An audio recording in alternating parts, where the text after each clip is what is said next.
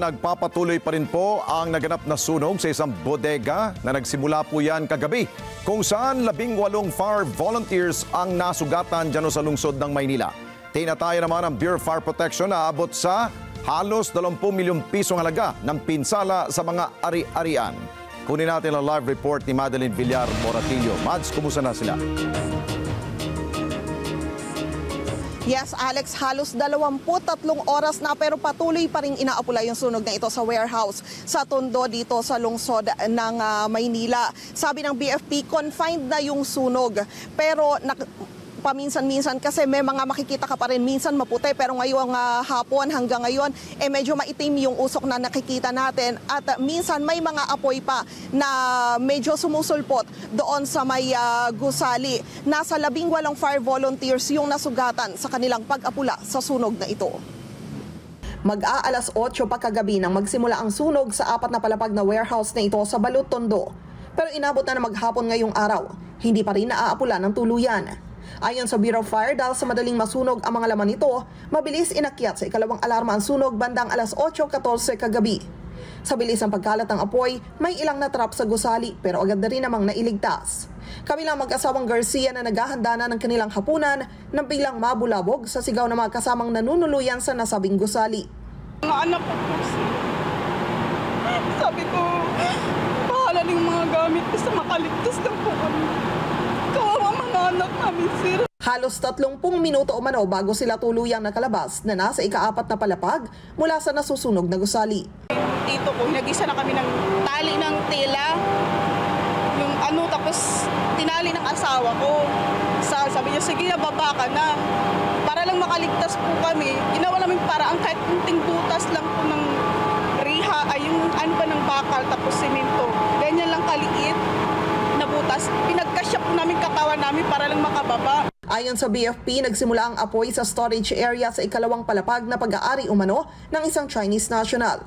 Wala nang naiulat na nasawi pero 18 fire volunteer ang nagtamo ng first at second degree burn sa iba't ibang bahagi ng katawan at dinala sa ospital. Ang naging challenges lang naman ng mga bumbero natin yung hirap sa pagpasok sa loob. So yung usok hindi siya kusang lumalabas dahil yung ibang salamin sa taas is sarado pa. Nagkaroon ng backdrop ang nangyari kanina sa fire.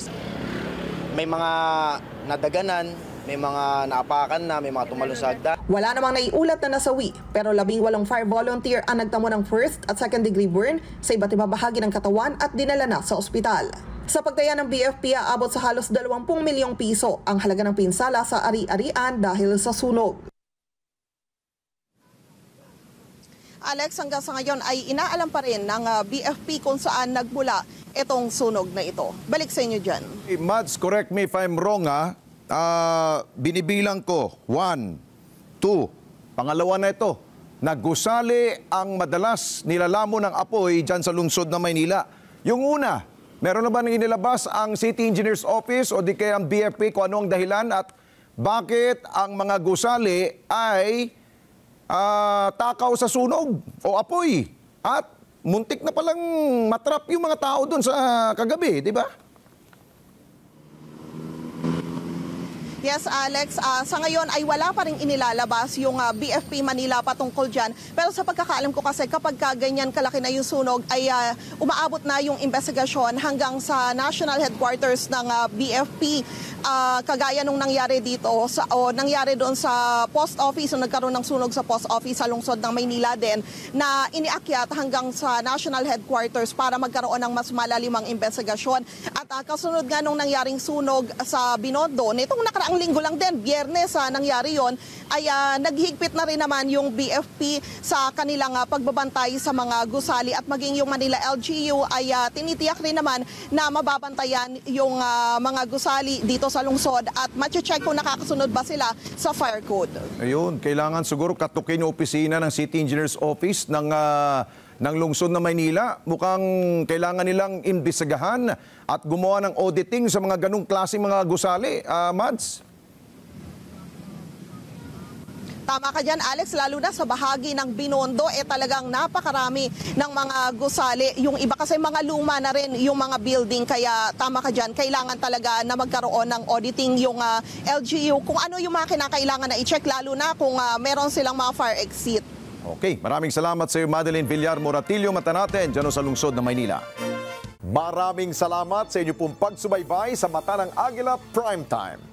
Para malaman ang matatag, matapang at matapat na mga balita, i-follow lamang at mag-subscribe sa @net25 TV.